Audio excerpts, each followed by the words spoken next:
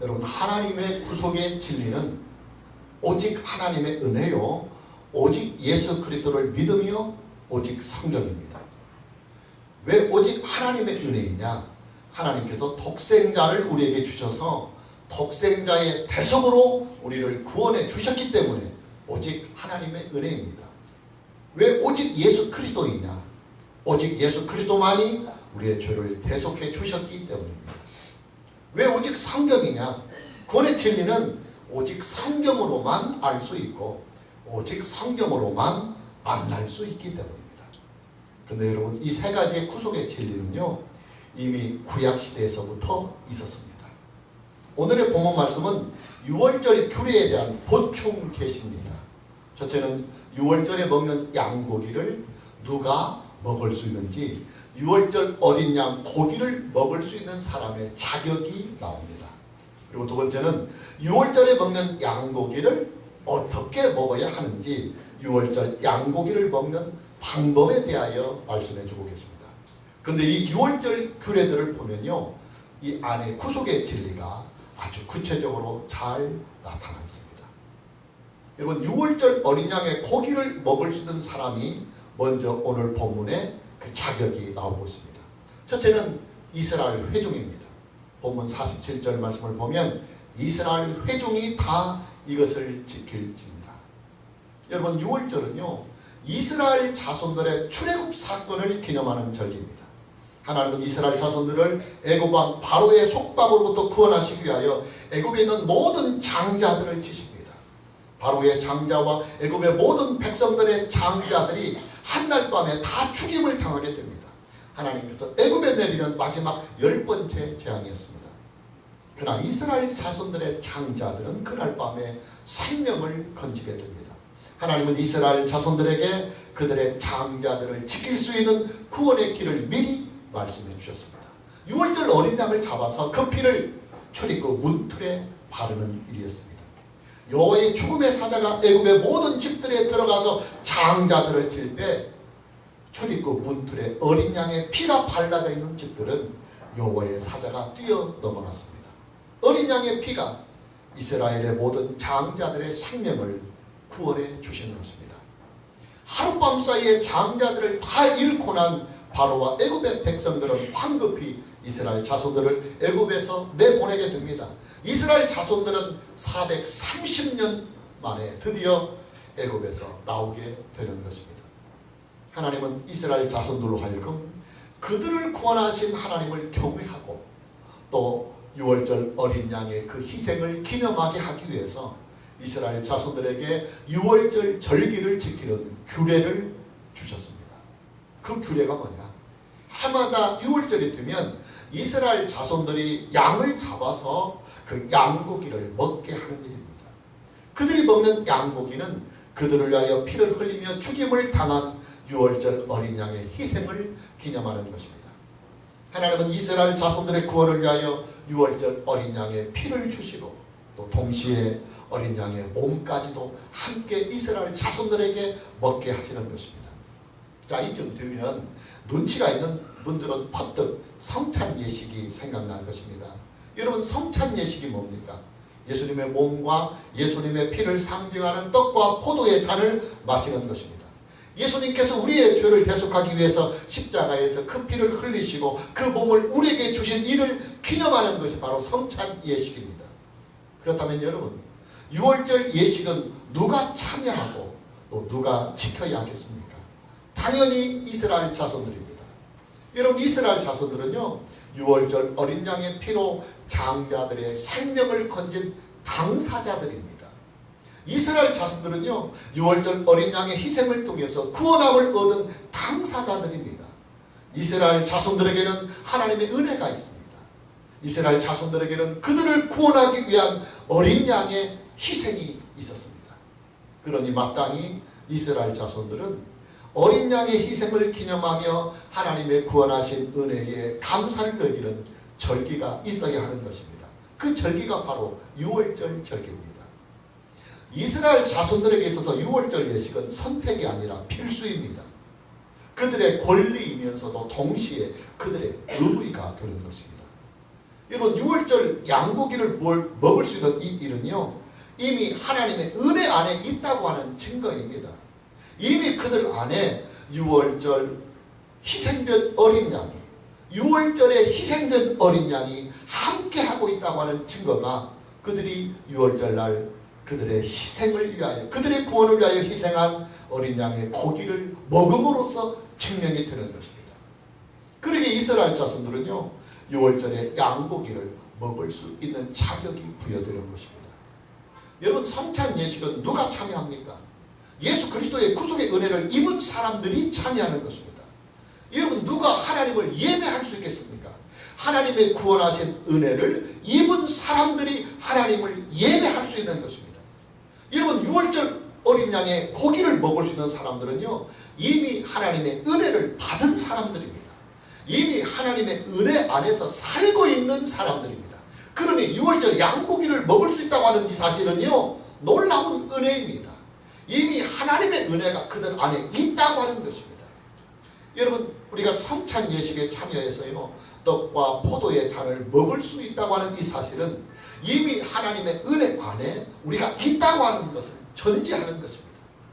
이미 우리 주 예수 그리스도의 구속의 은혜 안에서 우리가 살고 있는 사람들인 것을 우리가 성찬 예식을 통하여 하나님께서 우리에게 증거해 주시는 것입니다. 그러니 여러분 우리가 성찬 예식에 참여할 수 있다고 하는 이 사실에 우리는 하나님께 참 감사해야 됩니다. 이뿐만이 아닙니다. 여러분 누가 하나님을 예배하는 이 자리에 참여할 수 있겠습니까? 누가 하나님을 예배할 수 있겠습니까? 예, 이미 하나님의 은혜를 입고 사는 사람들이 하나님께 예배를 드릴 수 있습니다. 이미 예수 그리스도의 구속의 은혜 안에서 살고 있는 사람들이 하나님을 예배할 수가 있는 것입니다. 그렇다면 여러분 저와 여러분이요 하나님께 예배를 드릴 수 있다고 하는 이 사실에 대하여 우리는 정말로 하나님께 감사해야 합니다. 오늘 본문 말씀에 보면 6월절 어린 양의 고기를 먹을 수 없는 사람들이 구체적으로 열거되고 있습니다. 이방인은 6월절 고기를 먹지 못합니다. 본문 43절 말씀을 보면 여호와께서 모세와 아론에게 이르시되 6월절 규례는 이러하니라 이방 사람은 먹지 못할 것이나 그랬습니다. 여러분 이스라엘 자손들이 아니면요 6월절 어린 양 고기를 먹을 수 없습니다. 왜 먹을 수 없느냐 하면 이방인들은 어린 양의 은혜를 모르는 사람들입니다. 어린 양의 피를 통해서 구원함을 얻은 사람들이 아닙니다. 그들은요 6월절 어린 양과는 아무런 관계가 없는 사람들입니다. 그러니 그들은 당연히 6월절에 양고기를 먹을 수 없는 것입니다. 거류인과 타국 품꾼은 먹지 못한다 그랬습니다. 45절 말씀을 보면 거류인과 타국 품꾼은 먹지 못하리라. 거류인과 타국 품꾼은요 이방인들이나 마찬가지입니다. 이들은 잠깐 동안 한시적으로 이스라엘 자손의 집에 머물다가 가는 사람들입니다. 당연히 이들은 어린 양의 은혜를 전혀 알지도 못하고 어린 양의 은혜를 입지도 않은 사람들입니다. 그런 이들이 어린 양의 6월절 어린 양의 고기를 먹지 못하는 것은 너무나 당연한 일입니다. 여러분 아무나 성찬 예식에 참여할 수 있는 것이 아닙니다. 아무나 하나님을 예배할 수 있는 것이 아닙니다. 예수 그리스도의 구속의 은혜가 없는 사람은 예배에 참여할 수 없습니다. 예수 그리스도의 구속의 은혜를 입지 않은 사람들은 성찬 예식에 참여할 수가 없습니다. 그러나 이스라엘 자손들이 아닐지라도 6월절의 어린 양의 고기를 먹을 수 있는 사람이 있습니다. 이스라엘 자손들이 돈으로 산 종은 할례를 받은 후에 6월절 양고기를 먹을 수 있습니다. 본문 44절 말씀을 보면 각 사람이 돈으로 산 종은 할례를 받은 후에 먹을 것이며 그랬습니다. 여러분 여기에서 말씀하고 있는 돈으로 산 종은요 이스라엘 자손들의 식구나 마찬가지입니다. 타국의 품꾼들하고는 다른 사람들입니다. 타국의 품꾼들은요 돈을 받고 잠깐 일을 하러 온 사람들이지만 이스라엘 자손들이 돈으로 산 종은 죽을 때까지 이스라엘 자손들의 집에서 함께 생활하는 사람들입니다. 그런데 이들에게는 6월절 어린 양의 고기를 먹을 수 있는 기회가 주어집니다. 어떻게 주어지느냐? 두 가지의 요건이 갖춰져야만 합니다. 첫 번째 요건은 본인이 원해야 합니다. 본인이 원하지도 않은데 강제적으로 어린 양의 고기를 먹게 할 수는 없습니다. 여러분 그렇잖아요. 본인이 원하지도 않는데 성찬을 강제로 먹일 수는 없는 것입니다. 두 번째 요건은, 이게 중요한데, 할례를 꼭 받아야 합니다. 여러분 할례는요, 이스라엘 자손들이 여호와의 백성이 되는 길입니다.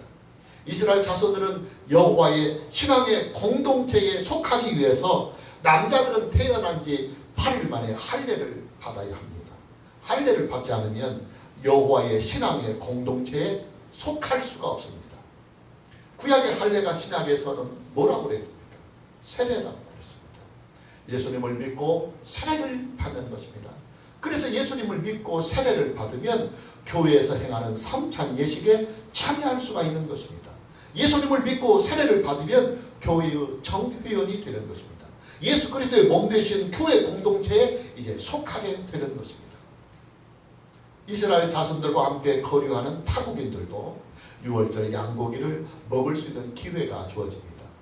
본문 48절 말씀을 보면 너희와 함께 거류하는 타국인이 여호와의 6월절을 지키고자 하거든 그 모든 남자는 할례를 받은 후에 가까이하여 지킬지니 곧 그는 본토인과 같이 될 것이나 할례 받지 못한 자는 먹지 못할 것이니라. 이스라엘 자손들이 아닐지라도 이스라엘 자손들과 평생을 함께 지내는 타국인들이 있습니다. 이들은 대부분 이스라엘 자손들과 함께 여호와 하나님의 능력을 유심히 지켜본 사람들입니다.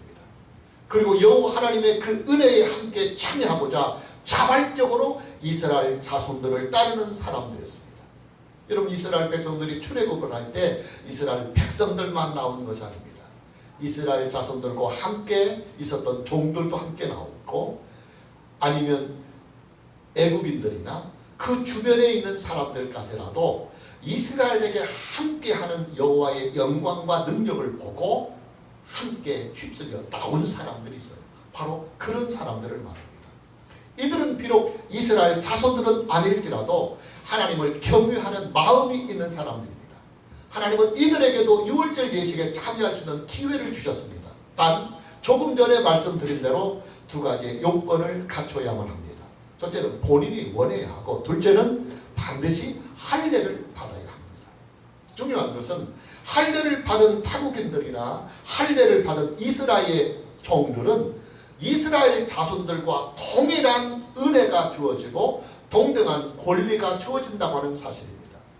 본문 48절 말씀을 다시 보면 너희와 함께 거류하는 타국인이 여호와의 6월절을 지키고자 하거든 그 모든 남자는 할례를 받은 후에 가까이하여 지킬지니 곧 그는 본토인 이스라엘 자손들을 말합니다. 본토인과 같이 될 것이나 할례 받지 못한 자는 먹지 못할 것입니다.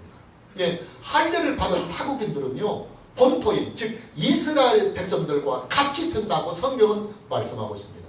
이스라엘 자손들과 동등한 신앙의 권리를 갖게 되는 것입니다. 다시 보면 49절 말씀을 보면 본토인에게나 너희 중에 거류하는 이방인에게 이 법이 동일하니라. 이 법이 동일하니라. 6월절 예식에 참여할 수 있는 신앙적인 권리는요 이스라엘 자손들이나 할례를 받은 이방인들이나 다 동일하게 적용이 된다고 성경은 말씀하고 있습니다. 여러분 우리는 여기에서요 복음이 가지는 놀라운 은혜를 발견할 수 있습니다. 이런 복음은요 혈통이나 종족이나 인종의 구별이 전혀 없습니다. 신분의 차별도 없고 남녀의 구별도 전혀 없습니다. 복음 안에는 인간의 능력의 차이도 전혀 없습니다. 경제적인 여건도 전혀 적용이 되지 않습니다. 누구나 본인 자신이 하나님의 은혜를 원하고 우리 주 예수 그리스도를 믿으면 그 사람은 하나님의 백성이 될 수 있는 것입니다. 하나님의 구원하심을 당당히 누릴 수가 있는 것입니다. 누구든지 본인 자신이 하나님의 구원하시는 은혜를 원하고 우리 주 예수 그리스도를 믿으면 그 사람은 교회에서 드리는 예배에 참여할 수 있게 되는 것입니다. 교회에서 행하는 성찬 예식을 그가 받을 수 있는 것입니다. 예, 하나님의 구원의 법칙은요 오직 하나님의 은혜의 법칙이요 오직 우리 주 예수 그리스도를 믿음으로 말미암아 얻게 되는 믿음의 법칙이 된 것입니다. 여러분, 하나님의 구원하심은요, 우리의 의가 아닙니다. 우리의 행위가 아닙니다. 우리의 공로가 아닙니다. 우리의 인격이나 우리의 도덕성으로 말미암아 우리가 하나님께 의롭다함을 얻고 구원을 받는 것이 아닙니다. 우리는 노력으로 구원을 받고 우리의 의지를 통해서 하나님 앞에 의롭다함을 받는 것이 아닙니다. 오직 하나님의 은혜만으로 우리는 하나님께 구원하심을 얻습니다. 오직 우리 주 예수 그리스도를 믿음으로 말미암아 우리는 하나님의 구원하심에 참여하게 되는 것입니다. 문제는 우리가 무엇으로 하나님을 알고 또 우리가 무엇으로 예수 그리스도를 알아서 믿을 수가 있느냐 하는 사실입니다. 여러분, 그렇잖아요. 저와 여러분이 예수님을 믿고 그리고 하나님을 믿으려면 가장 먼저 예수님을 알아야 하고 하나님에 대하여 알아야 합니다. 알아야만 믿을 수도 있는 것입니다. 알지 못하고 믿는 것이 바로 우상이고 알지 못하고 믿는 것이 바로 미신인 것입니다. 기독교는 미신이 아닙니다. 하나님과 우리 주 예수 그리스도는요, 오직 성경만으로 알 수 있습니다. 할렐루야. 성경에서만 하나님과 우리 주 예수 그리스도를 알 수 있고 만날 수 있고 믿을 수가 있게 되는 것입니다. 그래서 우리의 믿음은 오직 성경이다 그 말이에요. 오직 성경이 아니면 그 믿음은 모래 위에 쌓은 믿음입니다. 아무리 열정이 있고 아무리 평생을 헌신과 충성을 했다 할지라도 그의 믿음이 성경 위에 기초하지 아니하는 믿음이라고 한다면 그것은 미신입니다. 그것은 우상입니다. 그래서 기독교 신앙에는 성경이 그렇게 중요한 것입니다. 오늘 본문 말씀을 보면 6월절 양고기를 먹는 방법까지도 규례로 딱 정해져 있습니다. 첫째는 양고기를 먹을 수 있는 사람의 자격이 나오고 있고, 그리고 두 번째는 양고기를 먹는 방법까지 규례로 나타났습니다. 본문 46절 말씀을 보면 한 집에서 먹되 그 고기를 조금도 집 밖으로 내지 말고, 중요한 것은 뼈도 꺾지 말지니 그랬습니다. 여러분, 6월절 어린 양의 고기는요, 그것을 준비한 사람의 집 안에서만 먹어야 합니다. 어린 양의 고기가 집 밖으로 일절 나가서는 안 됩니다. 왜냐? 6월절 어린 양은 그것을 먹을 수 있는 자격이 있는 사람들만 먹어야 하기 때문입니다. 여러분, 그렇잖아요. 교회에서 행하는 성찬 예식에 믿지 않은 세상 사람들이 참여할 수는 없습니다. 교회에서 행하는 성찬을 교회 밖으로 들고 나가서 세상 사람들에게 먹게 할 수는 없습니다. 그런 일은요, 예수 그리스도를 욕되게 하는 일입니다. 여러분, 6월절 어린 양은요, 예수 그리스도를 예표합니다. 6월절 어린 양의 고기를 먹는 일은 예수 그리스도께서 우리를 위하여 주신 몸을 먹는 상징적인 일입니다. 예수님은 우리를 위해서 자신의 몸을 십자가에 들이셨습니다. 예수님은 우리의 죄를 대신하여 십자가에서 피를 흘리셨습니다. 예수님은 십자가 사건을 기념하게 하기 위하여 제자들에게 성찬 예식을 행하셨습니다. 예수님은 제자들에게 떡과 포도의 잔을 나누어 주시면서 이것은 내가 너희를 위하여 주는 나의 몸이요 나의 피라고 하셨습니다. 그렇다면 여러분, 예수 그리스도의 몸과 예수 그리스도의 피를 먹을 수 있는 사람은 누구입니까? 예수 그리스도의 구속의 은혜에 참여한 사람들이 예수 그리스도의 몸을 먹고 피를 마실 수 있는 것입니다. 여러분, 누가 6월절 어린 양의 고기를 먹을 수 있겠습니까? 예, 6월절 어린 양의 피로서 구원함을 얻은 사람들이 6월절 고기를 먹을 수 있는 것입니다. 여러분, 할례를 누가 받습니까? 하나님의 언약을 받은 이스라엘 자손들이 할례를 받는 것입니다. 누가 세례를 받습니까? 예수 그리스도의 구속의 복음을 믿는 사람이 세례를 받는 것입니다. 그리고 여러분, 6월절 절기의 중심은요, 우리 주 예수 그리스도입니다. 할렐루야. 성찬과 세례의 중심도 예수 그리스도입니다. 우리가 드리는 예배의 중심도 바로 예수 그리스도입니다. 여러분, 예배는요, 구원을 전제로 하고 드리는 것입니다. 구원을 받았기에 자기를 구원해 주신 하나님을 예배하는 것입니다. 예배는요, 구원을 받기 위하여 드려지는 것이 전혀 아닙니다. 구원을 받기 위하여 예배를 드리는 것이 전혀 아닙니다. 예배는 구원을 이미 받은 사람이 자기를 구원해 주신 하나님께 감사하는 마음과 하나님을 경외하는 마음으로 드리는 경배의 예식입니다. 그러기에 예배는요 강제성이 있어요. 왜? 구원함을 받은 사람들에게 주시는 것이기 때문에 예배는 강제성이 있습니다. 구원을 받은 사람들에게는요 예배에 대한 선택권이 없습니다. 예배는 의무입니다. 왜냐? 이미 하나님의 은혜가 그들에게 있기 때문입니다. 이미 우리 주 예수 그리스도의 구속의 은혜가, 어린 양의 희생이, 예수 그리스도의 죽으심이 그들에게 이미 있기 때문입니다. 여러분, 예배에요 강제성이 있다고 하는 이 말은 이것을 지키지 못할 경우에는 반드시 징계가 따른다고 하는 의미가 함께 포함되어 있어요. 여러분, 우리가요 하나님께 예배를 드릴 수 있다고 하는 이 사실에 우리는 정말로 하나님께 감사해야 됩니다. 그리고 우리가 하나님을 예배할 수 있다고 하는 이 일이 우리에게 얼마나 큰 은혜이고 얼마나 큰 축복인가를 우리는 알아야 합니다. 오늘 본문 말씀을 보면 6월절 어린 양의 뼈를 꺾지 말라 그렇게 말씀하고 있습니다. 46절 말씀을 다시 보면 한 집에서 먹되 그 고기를 조금도 집 밖으로 내지 말고 뼈도 꺾지 말지며 그랬습니다. 여러분, 6월절 어린 양은요 어린 양을 잡을 때 뼈를 꺾어서는 안 됩니다. 뿐만 아니라 어린 양의 고기를 먹을 때도 뼈를 꺾어서는 안 됩니다. 어린 양은 온전한 상태에서 속죄의 제물이 되어야 하기 때문입니다.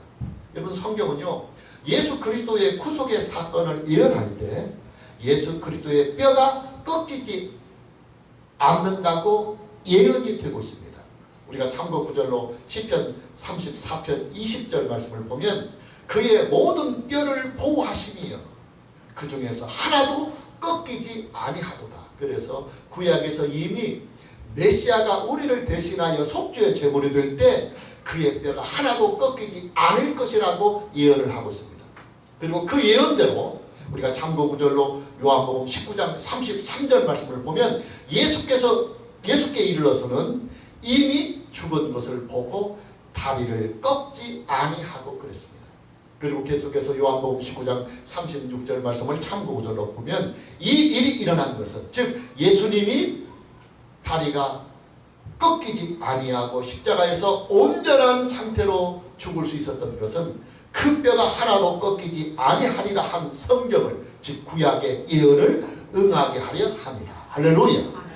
여러분, 6월절 어린 양은요 예수 그리스도를 예표하고 있습니다.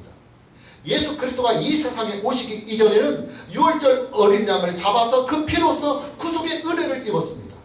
그리고 예수 그리스도께서 이 세상에 오신 이후에는 예수 그리스도께서 우리를 대신하여 흘리신 그 피로 우리는 구속의 은혜를 얻게 되는 것입니다. 중요한 것은 예수님의 몸은 교회를 상징한다고 하는 사실이에요. 우리가 이제 참고 구절로 에베소서 1장 23절 말씀을 보면 교회는 그의 몸이니 만물 안에서 만물을 충만케 하시는 이의 충만한 입니다. 여러분, 사람의 몸은요 뼈와 심줄이 서로 연결이 되어서 한 몸을 이루고 있습니다. 뼈가 절단이 되면요 그 절단된 부분은 사람의 몸에서 떨어져 나갑니다. 여러분 보십시오. 만일에 십자가에 달리신 예수님의 몸이요 뼈가 꺾여진다고 한번 생각해 봅시다. 6월절 어린 양의 뼈가 꺾여진다고 하는 이 사실은요 예수 그리스도의 몸된 교회가 꺾여진다고 하는 것입니다. 예수 그리스도의 몸된 교회가 서로 분리가 된다고 하는 것입니다. 몸에서 떨어져 나가니까. 그래서 6월절 어린 양의 뼈가 꺾여져서는 안 됩니다. 십자가에 달리신 예수 그리스도의 뼈는 꺾여져서가 안 되는 것입니다. 무슨 말이냐면 예수 그리스도의 몸 되신 교회는 하나이다 그 말이에요. 하나이다. 여러분, 우리 주 예수 그리스도를 믿는 이 땅의 모든 교회는요 결단코 나뉘어질 수 없습니다. 분리가 될 수 없습니다. 비록 약간의 교리적인 차이나 그리고 정치적인 여러 가지 환경과 여건으로 인해서 교파가 갈라지고 교단이 갈라지고 그리고 개교회가 나뉘어져 있지만은 이 모든 교회들은 예수 그리스도의 뼈와 예수 그리스도의 심줄로 다 연결이 되어서 예수 그리스도 안에서 한 몸을 이루고 있습니다. 할렐루야. 마치 팔과 다리가 서로 뼈와 심줄로 연결이 되어서 한 몸을 이루듯이 이 땅에 있는 모든 교회들은 예수 그리스도 안에서 하나입니다. 하나님 나라의 한 가족이요, 그리고 하나님 나라의 한 식구들인 것입니다. 요즘 한국 교회는 목사 중심의 교회로 흘러가고 있습니다. 그리고 개교회 중심으로 흘러가고 있습니다. 제법 이름께나 있는 목사가 있는 교회는 교인들이 많이 몰립니다. 제법 이름이 나 있고 소문이 나 있는 교회는 교인들이 많이 모입니다. 그래서 대형교회가 만들어집니다. 대형교회를 다니는 사람들은요, 자기들을 뭐 특별한 존재로 알고 있는 것 같아요. 자기들이 속한 교회를 자꾸만 다른 교회와 차별화를 시키려고 합니다. 유명한 목사가 있는 교회에 나가고 유명한 교회에 나가는 것을 그들은 그 자랑거리로 여깁니다. 그러나 여러분, 이런 현상들은요, 교회의 세속화입니다. 아주 좋지 않은 현상입니다. 교회는요, 목사가 중심이 되면 안 됩니다. 오직 예수 그리스도만이 주님으로 충만하신 교회가 되어야 됩니다. 오직 성령으로만 잘 세워지는 교회가 되어야 하는 것입니다. 우리가 상식적으로 한번 생각해 보면 됩니다. 아니, 머리가 없는 몸통이 그게 살아있는 몸통이겠습니까? 예수 그리스도의 뼈와 심줄로 연결이 되지 못한 교회가, 예수 그리스도의 뼈와 예수 그리스도의 심줄로 하나가 되지 못한 교회가 어떻게 예수 그리스도의 교회라고 말할 수가 있겠습니까? 여러분, 한국 교회는요, 목사의 명성과 목사의 인기가 사라져야만 소망이 있습니다. 한국 교회는요, 개교회 이름이 예수 그리스도 안에서 묻혀져야만 소망이 있습니다. 한국 교회는 오직 예수 그리스도만이 충만해야 소망이 있는 것입니다. 마무리해 봅니다. 저와 여러분이 주일마다 드리는 이 예배는요, 우리가 생각하고 우리가 상상하는 것 그 이상으로 우리에게는 놀라운 은혜요, 놀라운 축복임을 알아야 합니다. 예배는 이미 구속의 은혜를 받은 사람들이 드리는 일입니다. 예배는 이미 구속의 은혜를 누리는 하나님의 자녀들, 하나님의 백성들이 드리는 일입니다. 우리의 예배는 첫째로 하나님께 감사와 영광을 드리는 일입니다. 그리고 둘째는 우리 안에 있는 우리 주 예수 그리스도의 구속의 은혜가 예배를 통해서 우리의 심령 속에 더욱 불같이 타오르게 하는 능력을 우리에게 줍니다. 그러니 여러분, 저와 여러분은요, 예배를 잘 드려야 합니다. 그리고 예배를 바르게 드려야 합니다. 예배에 실패하는 목사, 예배에 실패하는 성도, 예배에 실패하는 교회는요, 그 어떤 것으로도 보충할 수 없고 그 어떤 것으로도 대체할 수 없는 가장 소중한 것을 잃어버리는 것과 같습니다. 오늘 저와 여러분 모두에게 예배가 회복이 되기를 주님의 이름으로 축복합니다. 저와 여러분과 우리 교회와 목사와 성도 여러분 모두에게 예배가 충만하게 살아나기를 주님의 이름으로 축복합니다. 찬양합니다.